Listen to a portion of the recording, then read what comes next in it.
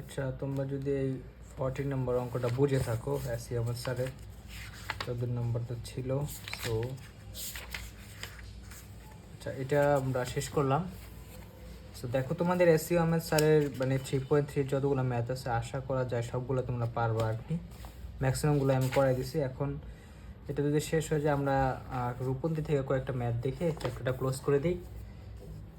তারপর 3.4 ধরবো আর কি। সো রূপন্তি প্রকাশনী এই বইটা খুব ভালো আর কি, মানে খুব সাজানো গোছানো। তোমাদের ডিফারেন্সিয়েশন, ইন্টিগ্রেশন এগুলো খুব ভালো লিখছে এখানে। সো আমরা হচ্ছে তোমাদের 3.3 কয়েকটা ম্যাথ এখান থেকে দেখাই আর কি। আচ্ছা, 3.3 যেমন দেখো এখানে তোমরা এই বইটাও সলভ করে ফেলবো আর কি।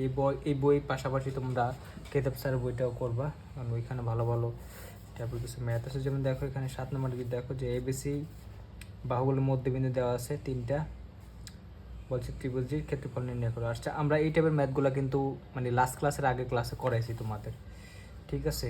আশা করি তোমরা এগুলো সব পারবা। যেমন আমি জাস্ট একটু মানে তোমাদের রিকল করে দিতেছি আর কি, ঠিক আছে? যেমন 7-এর একটা যদি দেখো,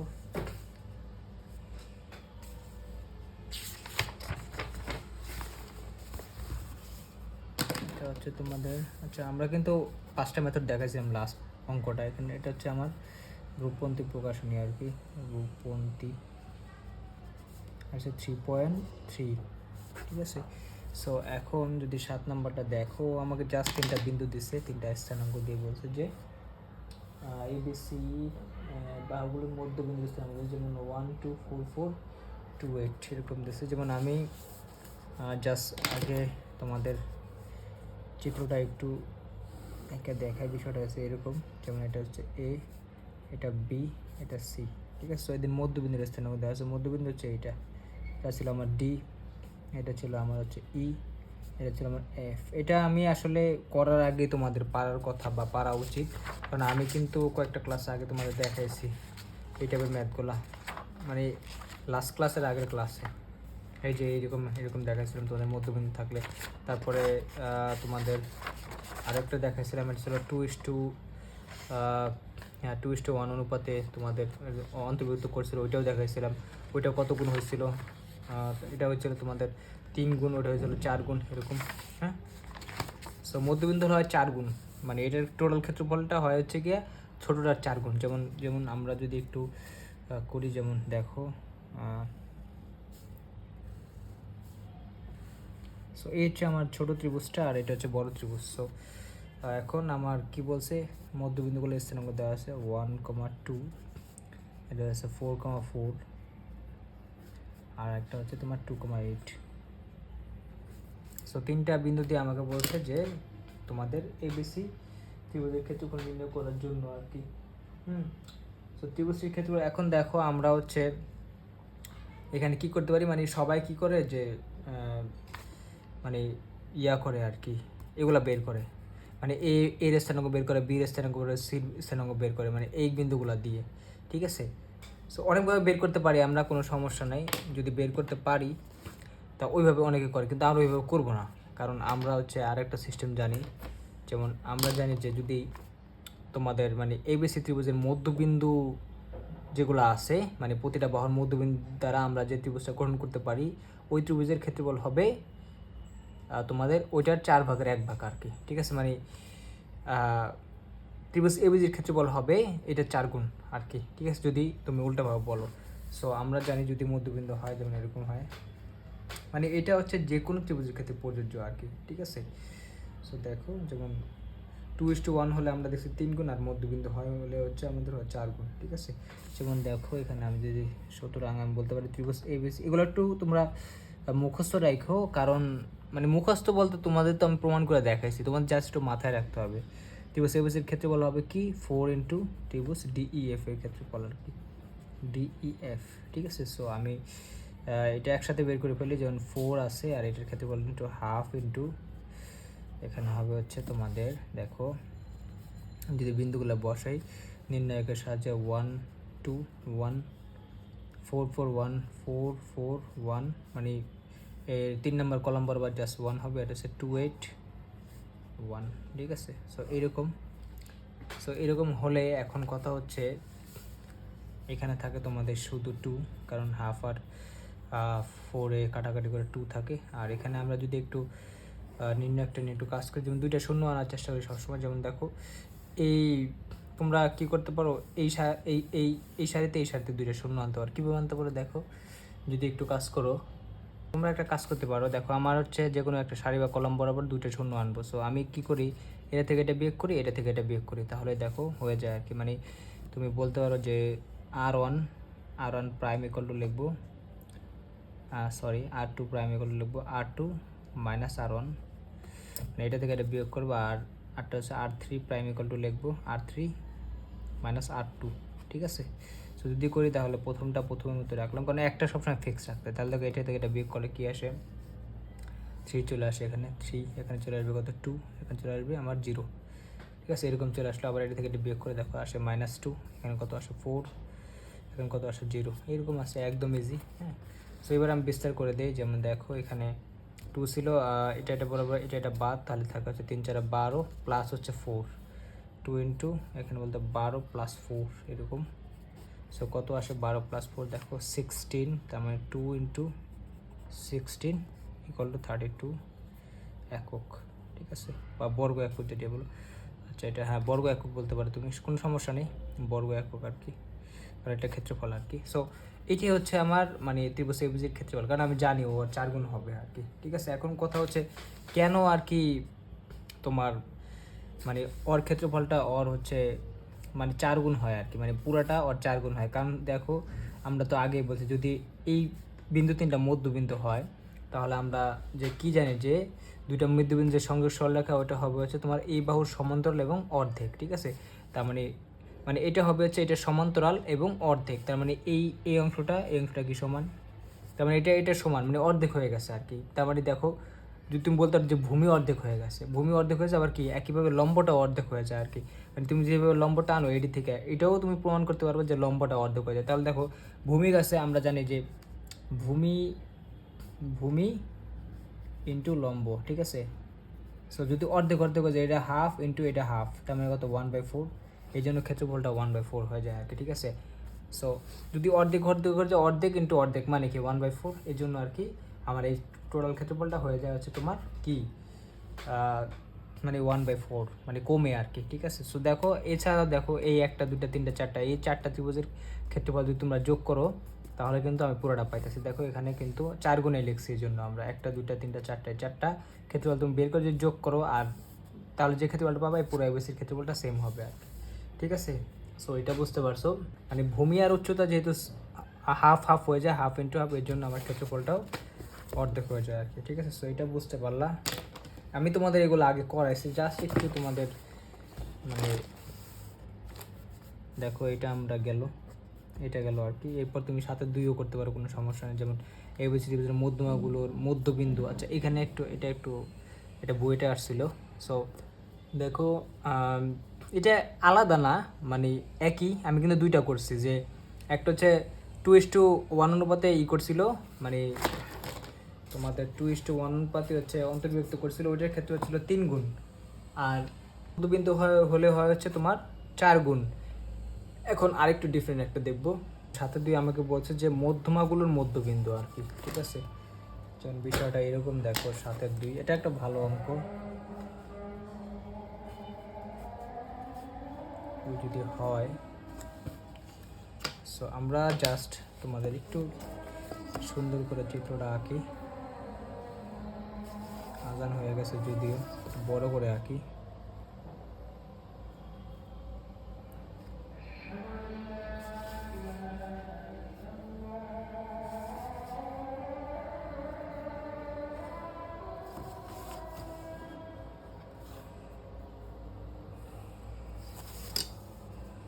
এই হচ্ছে আমার ABC। আচ্ছা আজানটা শেষ হোক। সো এখন দেখো আমি ওদের মধ্যবিন্দুগুলো একটু নেই, যেমন এই একটা মানে এমনি নিলাম আর কি।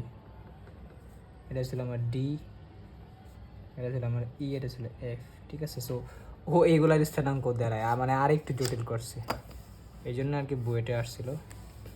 যেমন দেখো আমার এগুলা কিন্তু হয় মধ্যমা, এগুলো কি সব হচ্ছে আমার মধ্যমা।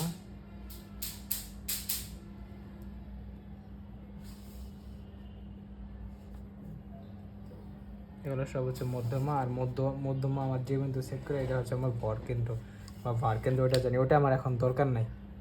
ভরকেন্দ্র যে আমার মধ্যমাগুলোকে 2:1 অনুপাতে অন্তর্বিভক্ত করে ওইটাও আমরা জানি।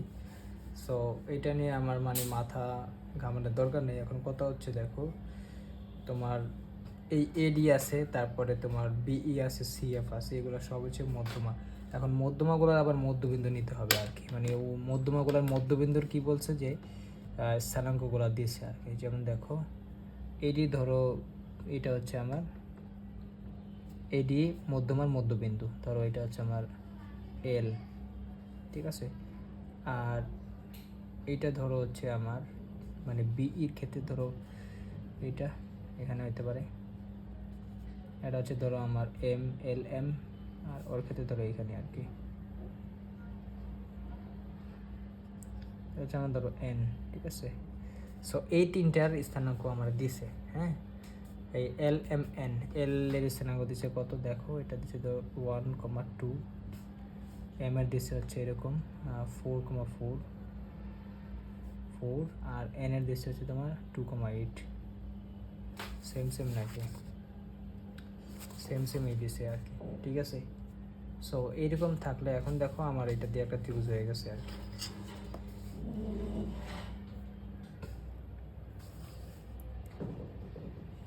মানে একটু ভাই আসলে সবগুলা সেম জিনিসেই, মেন কথা হচ্ছে আমরা দুইটা যেহেতু দেখছি এটা পারবো, তবে সব কিছুর সাথে একটা মিল আছে, ঠিক আছে। ও বলছে যে এই যে ত্রিভুজের ক্ষেত্রফল এখানে মানে ছোট, এটার স্থানাঙ্ক দেওয়া আছে, এখন মধ্যমা বললে তাহলে ত্রিভুজের ক্ষেত্রফল নির্ণয় করতে বলছে। এখন দেখো আমরা কিন্তু অনেকে কী করবে দেখো, এই এল এম এন যে বিন্দু দিয়ে আছে এগুলো দিয়ে এ বি সির স্থানাঙ্ক বের করা যায়, অসম্ভব কিছু না, বের করতে পারবা তুমি, মানে অনেকভাবে বের করা যায়, বের করতে পারবা, কোনো সমস্যা নেই। দেন ওরা কী করে এবিসি ত্রিভুজের ক্ষেত্রফল বের করে আর কি, ঠিক আছে। সো এখন আরেকটা মানে আমরা যে সিস্টেম করবো সেটা হচ্ছে আমরা ত্রিভুজ এল এম এন এর ক্ষেত্রফল বের করবো আর কি, ঠিক আছে। সো এল এম এন এর ক্ষেত্রফল বের করে তারপরে দেখি তোমাদের দেখাইতেছে বিষয়টা কেমন হয়। যেমন দেখো আমি কি করলাম, সুতরাং এখন তুমি বলতে পারো ভাই এটার ক্ষেত্রে ফল এটার ক্ষেত্রে কখনো সমান হবে না, অবশ্যই সমান হবে না। ত্রিভুজ এল এম এন এটার ক্ষেত্রফল হবে হচ্ছে আমার হচ্ছে 1/2 ইন্টু নির্ণয় একটা লিখে দেখো স্থানগুলো বসাই দিই, যেমন 1 2 1, তারপরে আমি দিলাম 4 4 1 4 4 1, তারপরে দিলাম 2 8 1, এই হচ্ছে আমার 2 8 1। তাহলে আমি কি করতে পারি, এটা হাফ আছে, এখানে আমি আবারও একটু দুইটা শূন্য আনি, যেমন অর থেকে বিয়োগ করতে পারি, তাহলে এখানে 1 2 1টা রাখলাম আগের মতো 1, সেমভাবে এখানে আমি রাখলাম 2, সরি এখানে 3 হবে, কারণ অর থেকে অর বিয়োগ করতেছে 3, এটা হবে 2, এটা হবে 0। সেমভাবে দেখো অর থেকে অর বিয়োগ করলে কত আসে, -2, এটা হচ্ছে 4, এটা হচ্ছে 0। সো দেখো এটা কত আসে, 1/2 ইন্টু, যদি এটা বাদ দাও তাহলে গুণ করলে আসে এরকম, যেমন 12 + 4 এরকমই আসে, মানে আগেরটাই। সো এখানে কত আসে দেখো, 8 একক আসবে, 8 একক, এইট একক আসছে আর কি, ঠিক আছে। সো এখন আমি এই ছোটোটার ক্ষেত্রফল পাইছি 8 একক, ঠিক আছে। এখন আমি যদি তোমাকে বলি যে এই ছোটোটার ক্ষেত্রফলের থেকে এই বড়টার ক্ষেত্রফল হবে 16 গুণ বেশি আর কি, ঠিক আছে। মানে ত্রিভুজ এলিমেন্ট যে ক্ষেত্রফলের চেয়ে এবিসি হবে 16 গুণ আর কি, ঠিক আছে। কারণটা আসলে তোমাদের বের করা উচিত, যেমন ত্রিভুজ এবিসি ইকুয়াল টু তুমি দিতে পারো 16 ইন্টু 8, এটা আসবে হচ্ছে 128 একক, এরকম আসছে 128 একক আর কি, ঠিক আছে। সো এই হচ্ছে তোমাদের ব্যাপার। এখন আমার প্রশ্ন হচ্ছে 16 গুণ বেশি হলো কেন, দেখো আমার এখানে দেখো 128কে তুমি 16 দ্বারা ভাগ করো, 16 দ্বারা ভাগ করলে কত আসে দেখো, এইটাই আসে। বা তুমি একটা কাজ করতে পারো, মানে এই এইটটাই পাওয়া যায়, বা এরকম করছো 128কে তুমি কী করো 8 দ্বারা ভাগ করো, দেখো 8 দ্বারা ভাগ করলে আমার কত আসে, 16ই আসে। তার মানে এই জন্য হচ্ছে দেখো 16 গুণ বেশি হয় আর কি, ঠিক আছে। এবং হচ্ছে 8 আর 128 ভাগ করলে দেখো 16 গুণ, তার মানে 16 গুণ বেশি করলে কিন্তু আমি কী পেতেছি, এই ক্ষেত্রফল পাইতেছি আর কি, ঠিক আছে। সো এখন বলতে ভাই এটা তো মুখস্থ রাখা লাগবে। হ্যাঁ ভাই, আসলে মুখস্থ রাখা লাগে না, কারণ তোমরা হচ্ছে প্রিভিয়াস যে 2-3টা এক্সাম্পল দেখছো, দেখো এখন তোমাদের উচিত আর কি এটা কেন 16 গুণ হলো এটা বের করা। দেখো আমি যদি একটু বলি, যেমন আমরা যখন দেখছি যে মধ্যবিন্দু দ্বারা যখন আমরা গঠন করছি তখন দেখছি হচ্ছে 4 গুণ। এখন দেখো বিষয়টা হয়েছে কি, যে মধ্যবিন্দু যখন হয়েছে তখন হচ্ছে 4 গুণ। এখন আমি কি করছি, যে মধ্যবিন্দুর এটা আরও অর্ধেক করে দিছি আর কি, মানে অর্ধেক করে তারপর ত্রিভুজ গঠন করছে আর কি, ঠিক আছে। তার মানে দেখো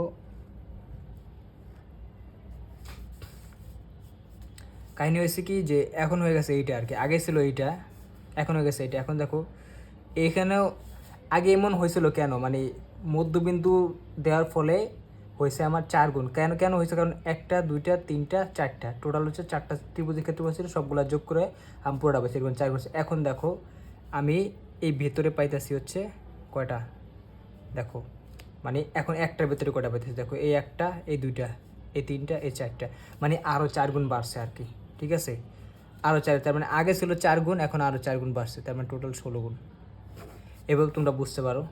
বা তুমি যদি আরেকটু অন্যভাবে চিন্তা করো, যেমন ইনিশিয়ালি যখন আমরা মধ্যবিন্দু নিয়ে এই যে DEF ছিল, তখন হয়েছিল হচ্ছে আমার 4 গুণ। 4 গুণ কেন হয়েছিল, কারণ আমরা এখানে 4টা মানে ত্রিভুজ পাইছি আর কি, 1টা 2টা 3টা 4টা অংশ পাইছি। এখন দেখো প্রতিটা অংশে আবার 4 ভাগ করে হয়েছে, তার মানে এটা হচ্ছে 4টা, এটার জন্য 4টা পাবো, এটার জন্য 4টা পাবো, মানে 4টে 8টা, এখানে আবার হবে 4টা, তার মানে 8টা 8টা 12টা, 8টা আর 4টা 12টা, 12টা আর এখানে আবার হবে কি 4টা, 12টা আর 4টা 16টা, তার মানে এখানে 4টা ত্রিভুজ হবে, এখানে 4টা ত্রিভুজ হবে, এখানে 4টা ত্রিভুজ হবে, এখানে 4টা ত্রিভুজ, মোট হচ্ছে 16টা ত্রিভুজ। আমি যখন যোগ করবো ক্ষেত্রফল বের করে তখন আমি টোটাল ABCর ক্ষেত্রফল পাবো আর কি, ঠিক আছে। এই জন্য আর তোমরা বুঝতে তো পারছো, দেখো আমি এখানে বলছি যে কেন আর কি, মানে এটা 4 গুণ হয়ে গেছে, 4 গুণ কমে গেছে আর কি এটার ক্ষেত্রফলটা, কারণ হচ্ছে এখানে ভূমি আর লম্বাটাকে হাফ হাফ হয়ে যেতেছে, আর ওইগুলো এখানে হাফ হাফ, মানে দেখো হাফ হাফ হয়ে 1/4 হয়ে গেছে, আর এখন তো আরও হাফ হাফ হয়ে যেতেছে, তার মানে আরও হাফ, মানে আরও ভূমি আর লম্বাটা আমি আরও হাফ হাফ করে দিচ্ছি, আরও কমাইছি, তার মানে আরও 1/4, তাহলে আগে ছিল 1/4, এখন আবার 1/4, তার মানে কি 1/16, ঠিক আছে। সো আমি অনেকভাবে বলছি, তোমরা যেভাবে চিন্তা করো ওইভাবেই, মানে ওইভাবেই হবে আর কি, ঠিক আছে। সো তুমি তার মানে আমার এই ছোটোটার মানে ক্ষেত্রফলের 16 গুণ হবে বড়টার ক্ষেত্রফল। কেন হয়েছে একবার বলছি আমি যে এখানে 16টা ত্রিভুজ বাই করতে পারবো। তুমি দ্বিতীয় কথা বলছি যে আমরা এই মধ্যবিন্দুর ক্ষেত্রে দেখছি যে তোমার ভূমি আর লম্বাটা হাফ হাফ হয়ে যায়, যখন হাফ ইন্টু হাফ 1/4 হয়, এখন দিতেছে ওইটা আরও হাফ হাফ হয়ে যেতেছে আর কি, তার মানে কি half into half into half into half, মানে টোটাল হচ্ছে 1/16 আর কি, ঠিক আছে। মানে বুঝতে পারছো আসলে 1 মানে এরকম হচ্ছে half into half into half into half এরকম আর কি, ঠিক আছে। সো সবগুলা করলে কি দেখো আমার 16ই আসে, 1/16 আর কি, ঠিক আছে। মানে তুমি কি করতেছো যে তোমাদের ওই ভূমি আর লম্বটাকে মানে হাফ হাফ হাফ হাফ করে দিছো, প্রথম তো অর্ধেক করছোই, যার ফলে কী হয়েছে 1/4, এরপর আরও অর্ধেক করছো, যার ফলে কী হয়েছে 1/16 হয়ে গেছে আর কি, ঠিক আছে। সো এই হচ্ছে ব্যাপার। সো এটা তোমরা নিজেরা একটু চিন্তা করলে পারতো, তো আমি একটু বলে দিলাম আর কি, ঠিক আছে। এই জন্য তোমরা যখন দেখবা এরকম একটা ঘটনা ঘটছে তখন সাথে সাথে বুঝতে পারবো যে আমার বড়টা ক্ষেত্রফল এটা ছোটটার কত গুণ হবে আর কি, ঠিক আছে। সো এটা একটা ভালো অঙ্ক ছিল, কারণ এটা আমাদের সিএমএস স্যার ছিল না। যখন তোমাদের 2-1টা ইম্পর্টেন্ট অঙ্ক থাকে অবশ্যই আমি মানে অন্য বই থেকে দেখাই দেবো আর কি, ঠিক আছে। কারণ মোটামুটি আমার একটা আইডিয়া আছে যে কোন বইতে কোন ম্যাথটা মানে ইম্পর্টেন্ট বা একটু এক্সট্রা অর্ডিনারি বা এক্সেপশনাল আর কি, ঠিক আছে। সো এটা বইটা ছিল। এরপরে তোমরা 9 নম্বরটা দেখতে পারো, যেমন 9-এর 2টা দেখো, চতুর্ভুজের শীর্ষবিন্দু দেওয়া আছে। এটা একটু আলাদা অঙ্ক, দেখো আমি যদি দেখাই, দেখো চতুর্ভুজ শীর্ষবিন্দু যথাক্রমে 4টা দেওয়া আছে, দেখাও যে ক্ষেত্রফল, এর ক্ষেত্রফল 0 এবং এর ব্যাখ্যা দাও আর কি। দেখো 9-এর 2টা, এটাও একটা ভালো অঙ্ক। বলছে একটা চতুর্ভুজের শীর্ষবিন্দু যথাক্রমে দেখাও যে এর ক্ষেত্রফল 0, এর ব্যাখ্যা দাও। এখন কত হচ্ছে ভাই, ত্রিভুজের ক্ষেত্রফল যখন 0 হয় তখন ওখানে কোনো ত্রিভুজই গঠন হয় নাই। এখন দ্বিতীয় কথা, যদি চতুর্ভুজের ক্ষেত্রফল 0 হয়, সেম অ্যাপ্রোচ, মানে চতুর্ভুজের ক্ষেত্রফল 0 মানে ওখানে কোনো চতুর্ভুজই গঠন হয় না। এখন তুমি এটা রিয়াল ছবিটা আঁকলে বুঝতে পারবা। যেমন আমি যদি দেখা যাই, যেমন দেখো 9-এর 2টা, ব্যাখ্যা তোমরা নিজেরাও দিতে পারবা, যেমন আমি যদি একটু অক্ষয়কা দিই, এরকম ছিল, সময় খুব বেশি নাই, সো তাড়াতাড়ি শেষ করে দেই, কারণ 3.3 পর তোমাদের আবার 4। এখনও দেখো আমরা সরলরেখায় পৌঁছাতে পারিনি, স্থানাঙ্কেতে পড়ে আছি, ওয়াই প্রাইম। সো এইটা আর এটা হচ্ছে আমার 0 বিন্দু। এখন ও আমাকে কয়েকটা বিন্দু দিচ্ছে। প্রথমে বলছে যে A,0 আর কি, যেমন ধরো এটা হচ্ছে আমার A,0 আর কি, এটা আমার হচ্ছে এ বিন্দু। তারপরে বলছে হচ্ছে তোমাদের -B,0, তার মানে হচ্ছে এইখানে ধরো -B,0 এখানে আসে, এটা হচ্ছে তোমার বি বিন্দু, বলছে -B,0। তারপরে সি বিন্দু বলছে হচ্ছে তোমাদের 0,A, তার মানে উপরে হবে। সি বিন্দু হচ্ছে ধরো এখানে, সি বিন্দু এটাকে বলছে হচ্ছে 0,A, একটা বলছে হচ্ছে তোমার 0,-B, তাহলে এটা হবে এখানে। এখানে এটা ধরো ডি বিন্দু আমার 0,-B, ঠিক আছে, এরকম অবস্থা। এখন দেখো আমার যদি এরকম হয় তাহলে আমার দেখো এখানে চতুর্ভুজটা কই গঠন হলো, ঠিক আছে।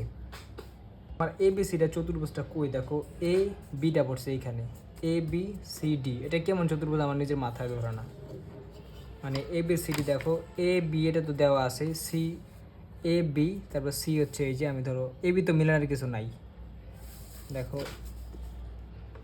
তাও একটু মিলিয়ে দিই। যেমন এটা হচ্ছে আমার একটা বাহু এ বি, তারপরে এটা হচ্ছে আমার ABC, এবার ডিটা দেখো এই যে ডি, মানে এরকম একটা অবস্থা, ABC, এই যে ডি এখানে।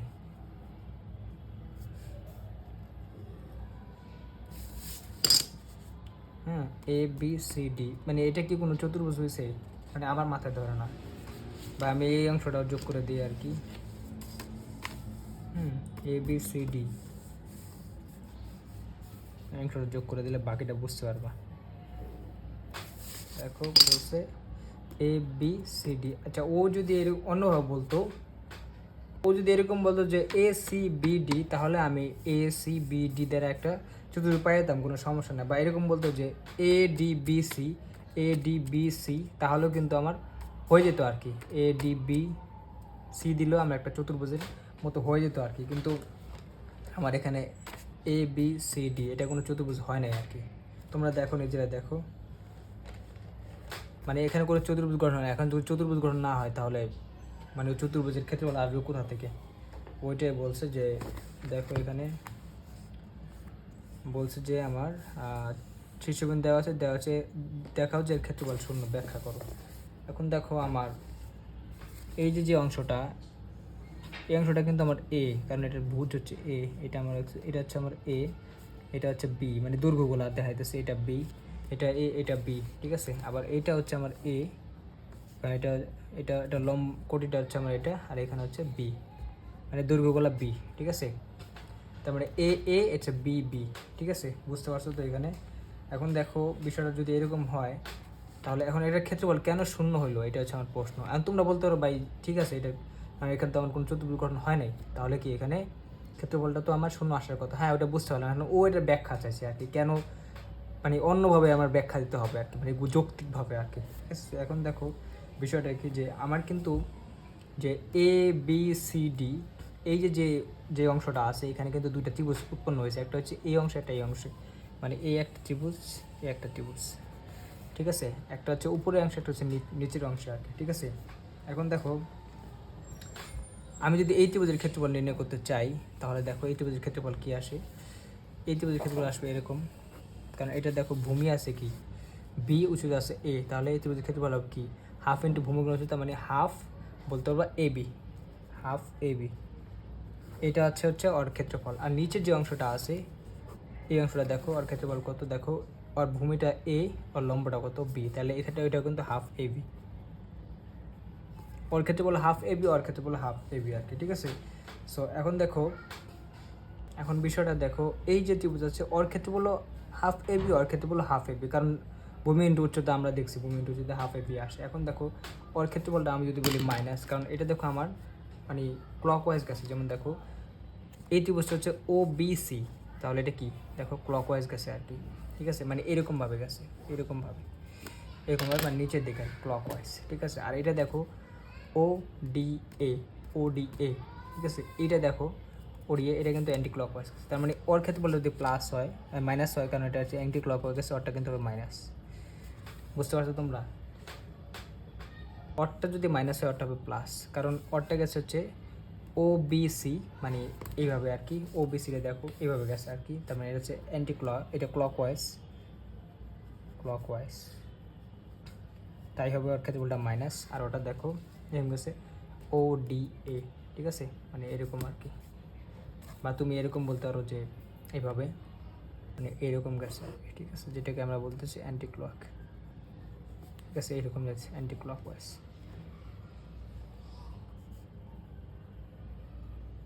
ঠিক আছে।